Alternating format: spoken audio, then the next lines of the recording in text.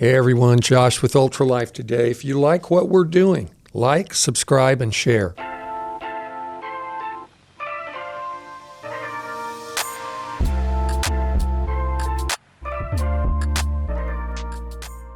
Hello everyone. Fall is right around the corner, and for many of you, that's going to mean allergy season.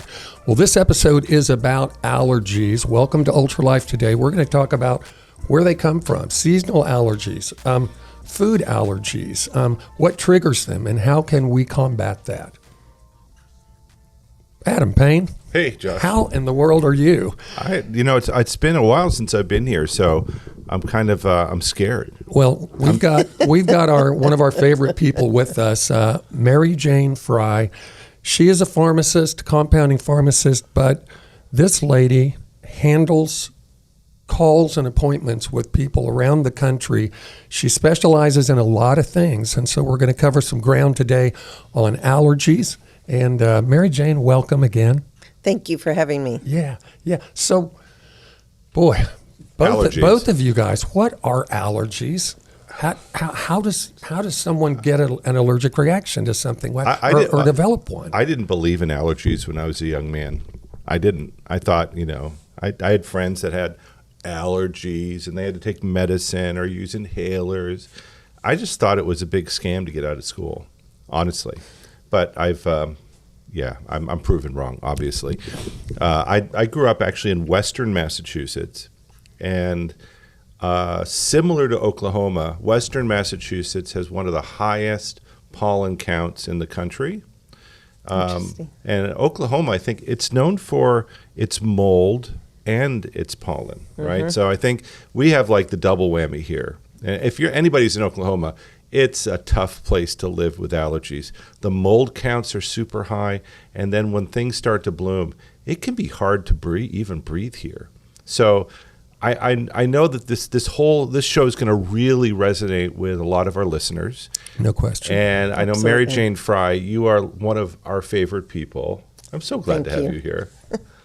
I've just enjoyed watching your practice grow and flourish, and seeing you help so many people with so many issues. What's your approach to allergies? I mean, you must see this all the time. So the allergies are one of those things that have always been within the practice, because patients can walk in and ask for allergy remedies. And over the years, my opinion of different medications and over-the-counter products has changed to where I'm not here take an antihistamine, here, do this inhaler. When I first started, people were using nasal inhalers and getting addicted to them, and that just blew my mind that people would be addicted to a nasal inhaler. But I'm rolling my eyes because I was looking at Adam. I'm like one of those people. It's an awful addiction. It is. It is an awful addiction. What's the technical name for it?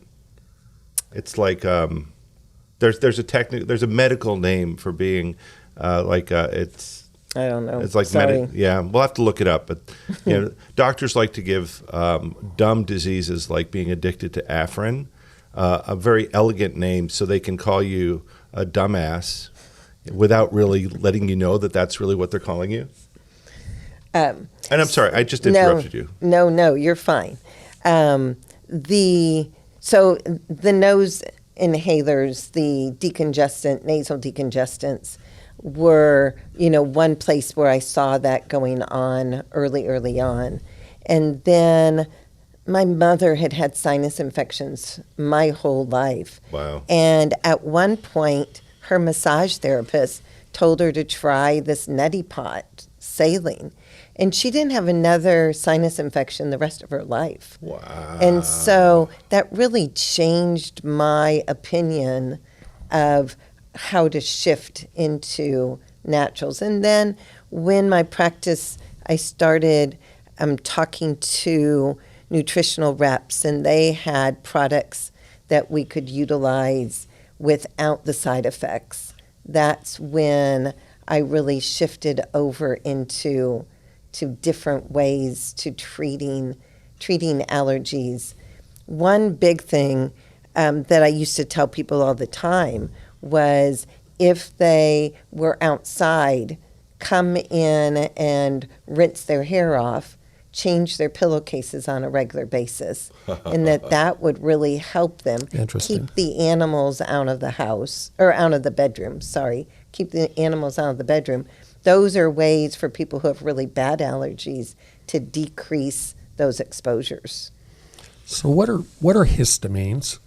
Okay. What's a histaminic reaction? So let's dig down into how the body actually, what is an allergy? I mean, an allergy literally is the body's mechanism for fighting off parasites and fighting off larger invaders that aren't bacterial or viral or fungal. And it's designed to make the tissues that might be affected by this invasion of a parasite inhospitable for the parasite. So, am I syncing with you here at all? Sounds great. Yeah. So the main part of how allergies persist is a cell in the body called eosinophils. Eosinophils are the vigilant cells that are looking for these parasitic activity.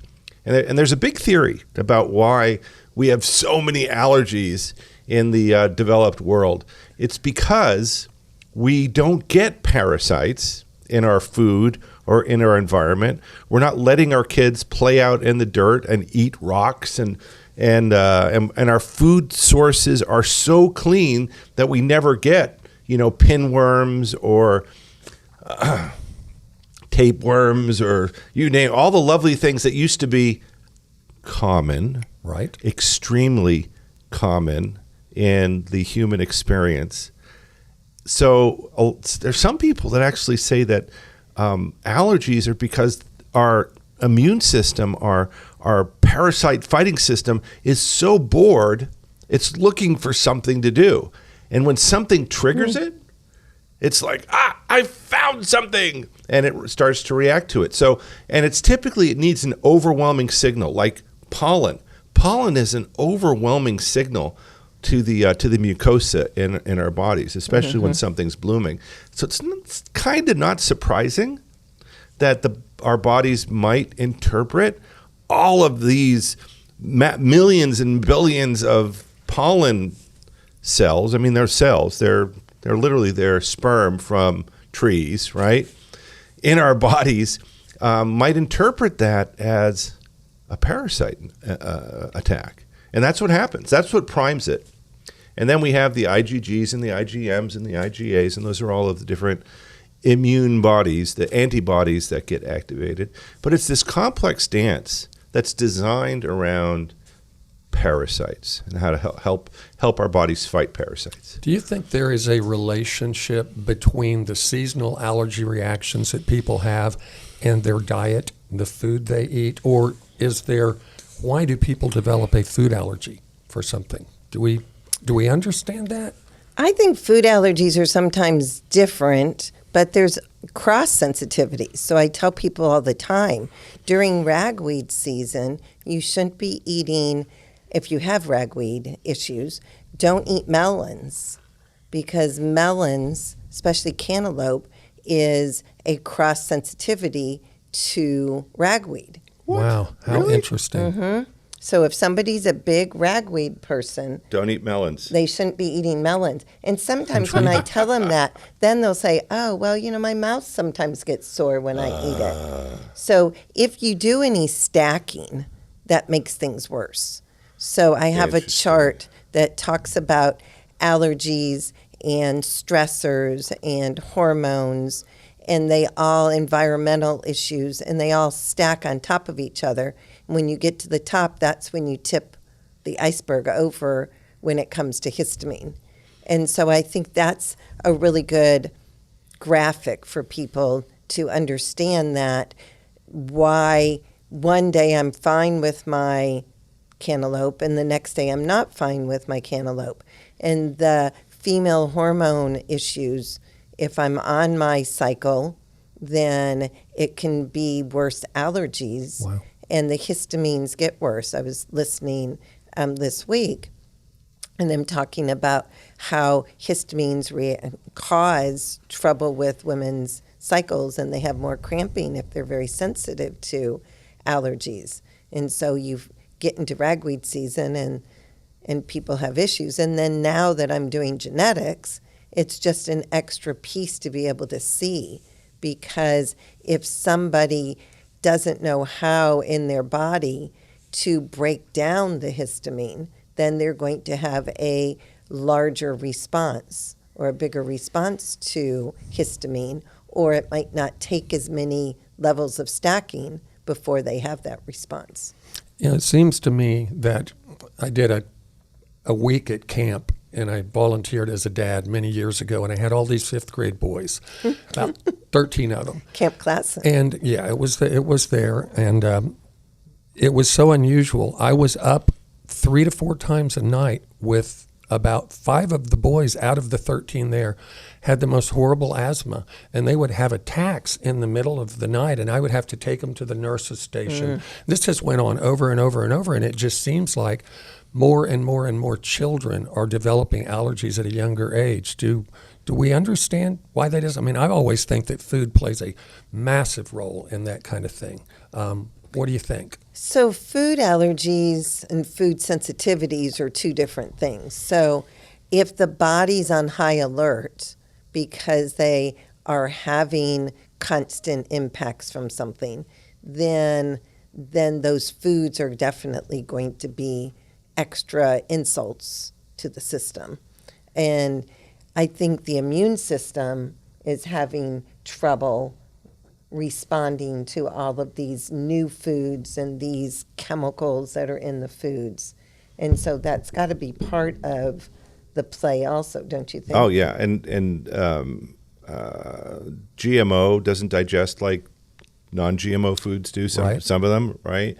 And I think it's, I mean, I've never heard about these cofactors or these cross-sensitivities. Cross-sensitivities, yeah. And that sounds like, you as your license is technically pharmacist, clinical nutritionist? No, I'm but I'm a doctor of pharmacy. Okay. It's called a PharmD. A PharmD. So you PharmDs, this is like your secret information card, isn't it? It's really more what I've learned after school. Oh, really? I mean, that's fascinating. I mean, that's so helpful to understand that if you're sensitive to certain things, that you should avoid other things at different times. Because the last thing we want to do is to overstimulate our immune system, because I think one of the phenomenons that I've seen is, especially with people that are endocannabinoid deficient, is their immune systems kind of get stuck in an activated state. And I think this happens with people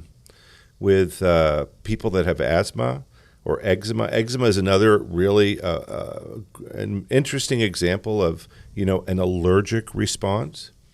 And eosinophils are involved in eczema, are involved in asthma, are involved in Barrett's esophagitis, or eosinophilia. Activation of eosinophils has been like the holy grail of trying to figure out how to balance our immune system. And it was only recently, I mean, it was like 4 or 5 years ago, which I guess is still recent, that a biologic came out that specifically addresses eosinophils.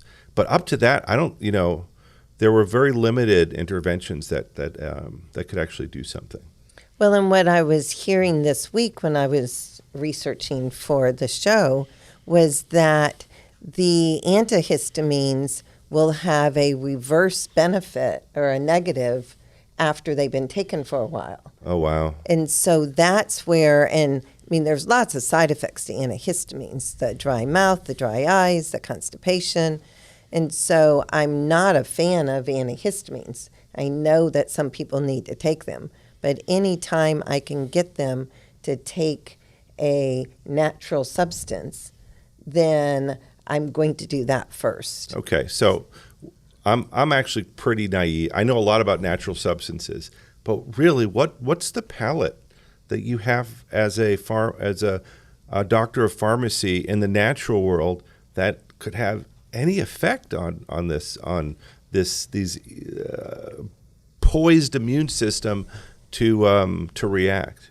So you mentioned cofactors. Yeah, so there yeah. are cofactors because methylation, which we've talked about methylation before. Oh, yeah. If somebody doesn't methylate well, they can't get rid of the histamine because it that's goes interesting. through the methylation process to degrade the histamine. To detoxify the system. Demethylate it. Yep.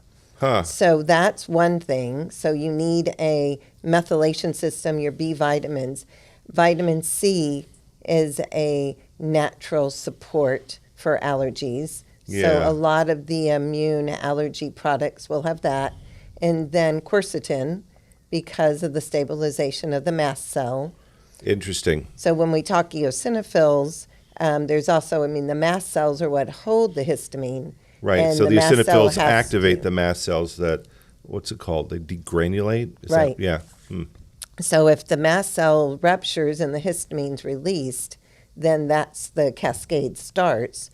So if the mast cell is more stable, which is what the quercetin does, then you're preventing the histamine from being released and needing the antihistamine. So I'm a huge proponent of the vitamin C, the quercetin, bromelain, because of its benefit with enzyme inflammation. So, those are the typical products. Are you using ingredients. that because people don't digest their food completely? With the bromelain? Yeah. No, you're using the bromelain as an anti-inflammatory. Oh, interesting. Yeah. Okay, because So interesting. yes, it is an enzyme, but it's also an anti-inflammatory. That's very So interesting. it will go to work on the inflammation. So your secret sauce is vitamin C, quercetin, bromelain. Anything else kind of that you've... Other things that I use is, or one of the other things I was taught by a friend to use, I just forgot the name, frankincense. Oh. Sorry. Frankincense can be used as a natural allergy remedy. And so she taught me to just put 3 drops in water before I was going to go outside, or I used it when I had to go stay at my son and daughter-in-law's house with a cat. And I did not react to the cat the whole week I was there. Just with frankincense? Well, Yeah. wow. That's So, amazing. it was wonderful. You're talking about the essential oil of frankincense. Yes. Very interesting. Very So- interesting. So the quercetin and curcumin obviously has anti-inflammatory benefits, and so that could be support for some patients also. I mean, you know our whole curcumin story, right? That we actually had some people early on when we were still just at the lab stage Okay. of Ultra Botanica, that were taking UltraCur and telling me, "Hey, I don't have any allergies anymore. Usually, I get seasonal allergies, and I don't get them anymore." And I'm like, "Wait a minute, curcumin shouldn't be doing that," but it does. I mean, some Yeah. people, not everybody, it seems to have a huge effect. I want to scroll back just a little bit, if you don't mind, on vitamin C. Okay. Because I've heard that chemical ascorbic acid is actually toxic to the cells, and that we need organic vitamin C to have any kind of benefits from vitamin C. Is that true? I have not dug into that specifically, but most of the time I'm recommending bioflavonoid combinations. Okay. And- What is that? Because I'm not. I know what I think I know what you're saying, but what is a bioflavonoid combination? Well, the product, one of the products I have, it says it's vitamin C, Bio C is what it's being called. I've But heard it's about that. It's got It's hesperidin in attached it, to- rutin in it, different types of bioflavonoids, flavonols. Okay, so it's not just vitamin C chemically; it's vitamin C in association with Right. other compounds. So Very the interesting. bioflavonoids are supposed to be one of those special. And anytime I can get people to eat their vitamin C, I'm definitely recommending that also. And do you have a short list? Your favorites? The peppers, if somebody tolerates peppers are big in Peppers are vitamin big in C. vitamin C. Green peppers are off the chart. Yeah, I don't like green, so I do the red, the yellows, and the oranges. Really? But peppers are great. And then your fruits. Your citrus fruits. Your citrus fruits are vitamin C. Lots of greens, lots of vegetables Very interesting. have vitamin C in them. So that's a baseline. And then if somebody's having a reaction, then I'm supporting it. That makes a lot of sense. I want us to have I want to be rounded in my knowledge. I became like too focused on curcumin for so many years, obviously, and now we have a number of different polyphenols that we've attached to scaffolds like quercetin, and some others. But it's just using natural intervention or just using specific natural interventions isn't really answering the issue of why people are getting these overactive immune systems. It sounds to me that you're recommending kind of a holistic approach. Whenever possible, yes, absolutely. Stress is always a huge issue. So if somebody's in stress, then their whole body is overreactive to other things. So you really see this. It's not just. I mean, I know a lot of people say this, that like stress and even sadness, depression affect the immune system. But is this actually measurable? Oh, I would imagine it's measurable. I'm not ordering labs on that level specifically, but I would think so. If you wanted to check your immune globulins, at a stressful point, then that could be something that you could measure. I did actually. There was a Japanese study where they had happy people and sad people, and the cytokines, which are the immune signaling molecules in the immune system, between cells. It's literally the communication network that cells use to communicate with each other, were more healthy and happier people, and people that were angry or depressed, their immune cytokine system was primed for an inflammatory response. It was incredible. Yeah, that's fascinating. When a parent comes to you or an adult comes to you, Mary Jane, and they're obviously having either seasonal or food allergy responses, what's your first step in your process for trying to identify and help them? So first asking questions. If you can isolate what they're doing that's causing it, food diary, activity diary, those types of things are going to be beneficial. What they're eating, these young kids, unfortunately, they're not eating well a lot of the time. That's right. Yes. Yeah. And it's an inconvenience for the parents to teach them to eat well. So there's lots of layers to discussion on that side of it. We had a young boy who was having a lot of issues. He was about to have his tonsils out, and we were talking to the mom, and I found out that he was eating Doritos, like one of his only foods, and then one of his other foods was like Chick-fil-A chicken. Wow. And so between those two things, that was a lot of MSG. Absolutely right. And so I'm talking to them about MSG. Not everybody wants to hear me talk about MSG, but it's the animals, are the animals causing a problem? Are they outside? And just that easy, clean the pillowcase or change the pillowcase more often. Are they breathing? Do they wake up with the the allergies. Those are all, places just talking to them about things. If they have eczema going on with the allergies, then a lot of times I'm talking to them about the foods and the dairy and seeing if they'll, give a dairy-free time frame. I saw a study one time that somebody had put out that said that just eliminating dairy could reduce your allergies by 70%. Wow. And I thought that's that was huge. fascinating. That is huge. So that's one spot. Then there's always the gluten talk. Yeah.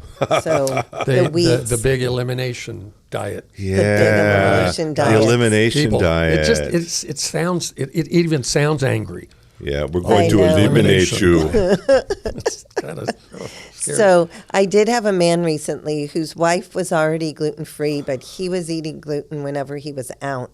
And he just had some issues that his wife observed. And so we did a special test that was called a wheat zoomer test.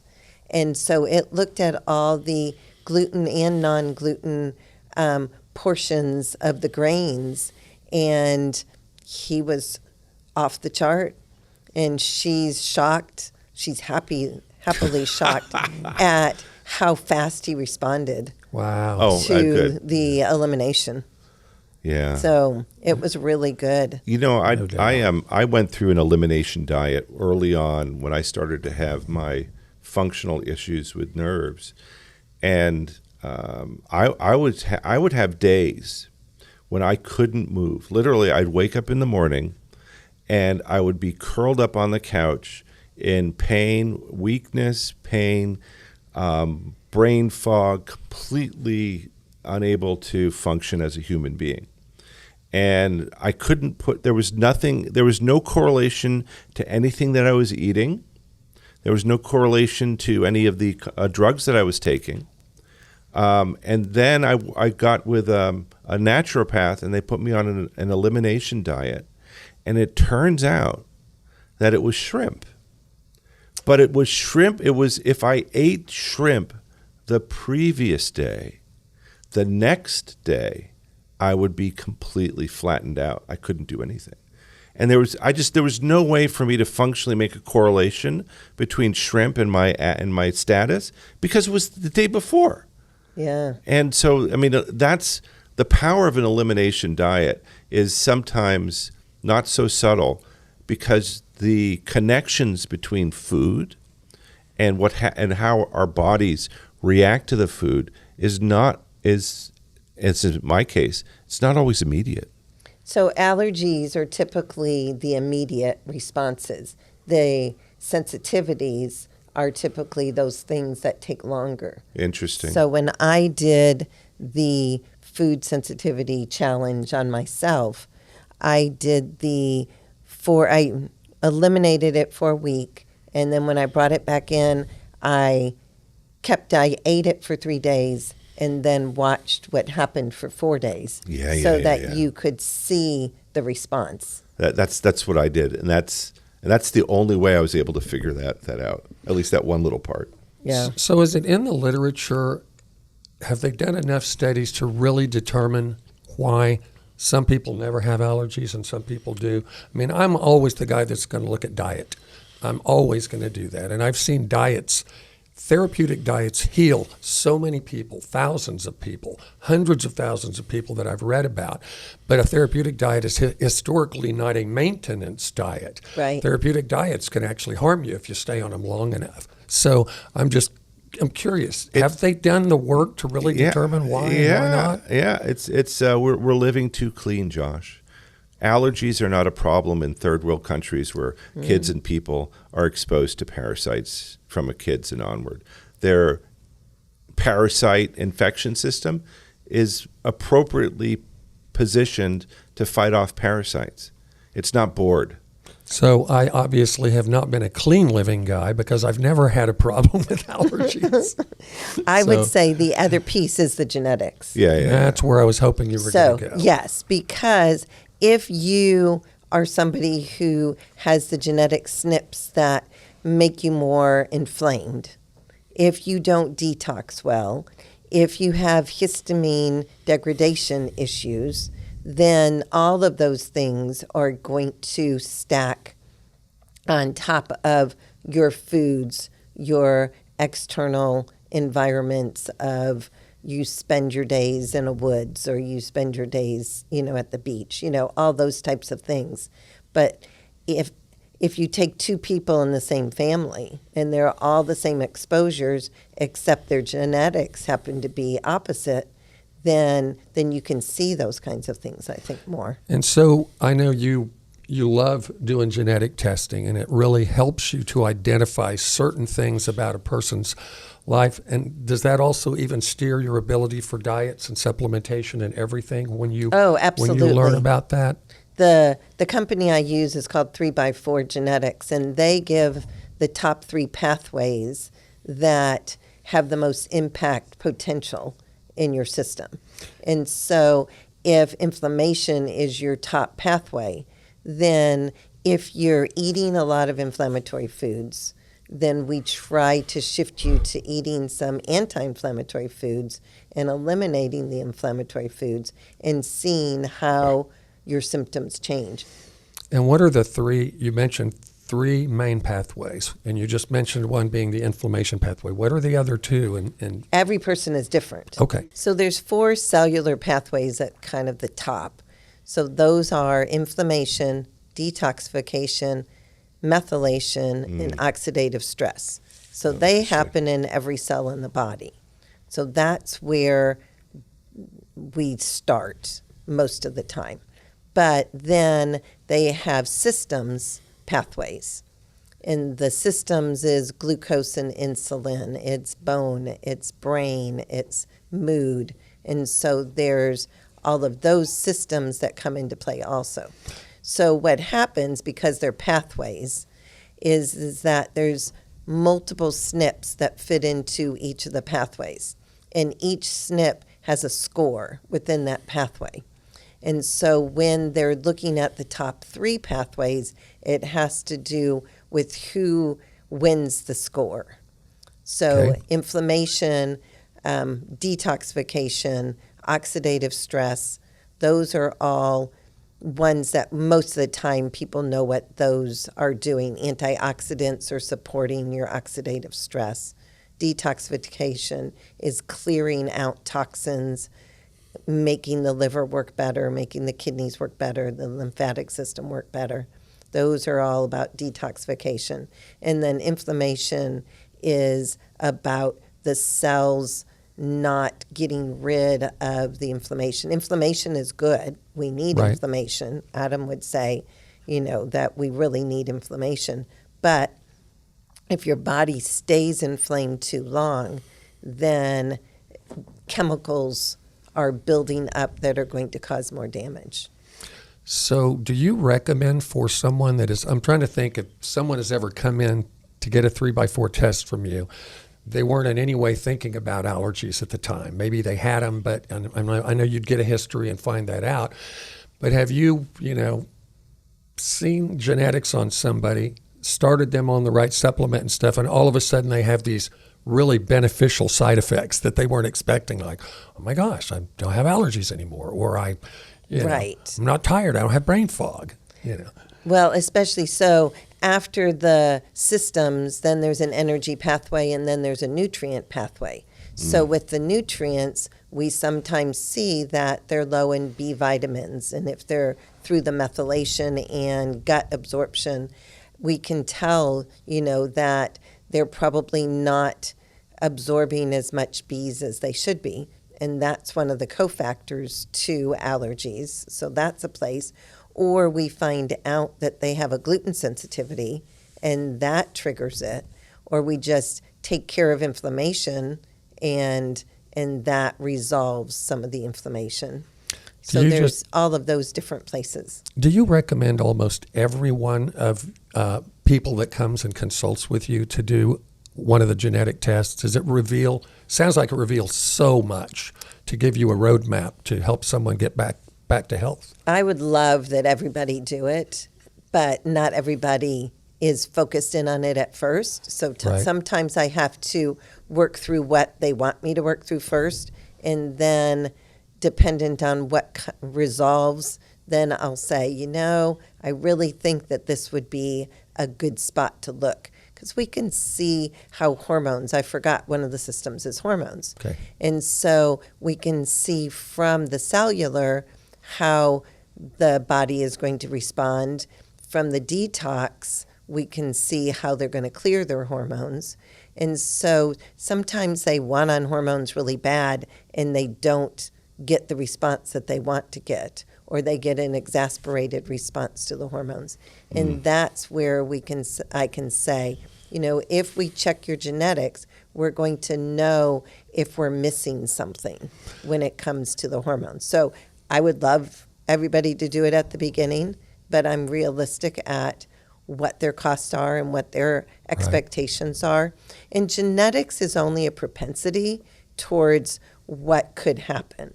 So it's not always going to play out that the person that has really high allergies, it might not, or high histamine pathway, they might not be seeing it yet.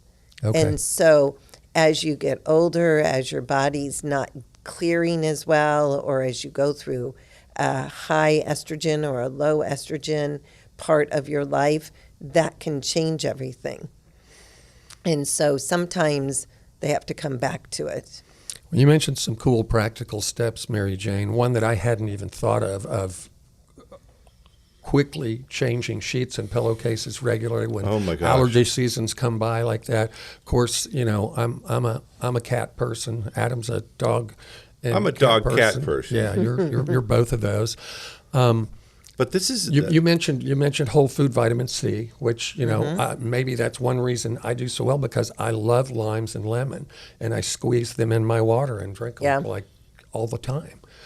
so a big problem, and a lot of people don't realize this, is our pillows can be a vector for a whole host of problems.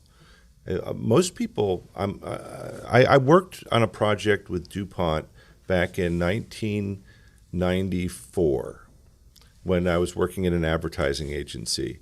And it turned out at the time, less than half of Americans washed their pillows or changed their pillows over the course of a 5 or a 10-year period.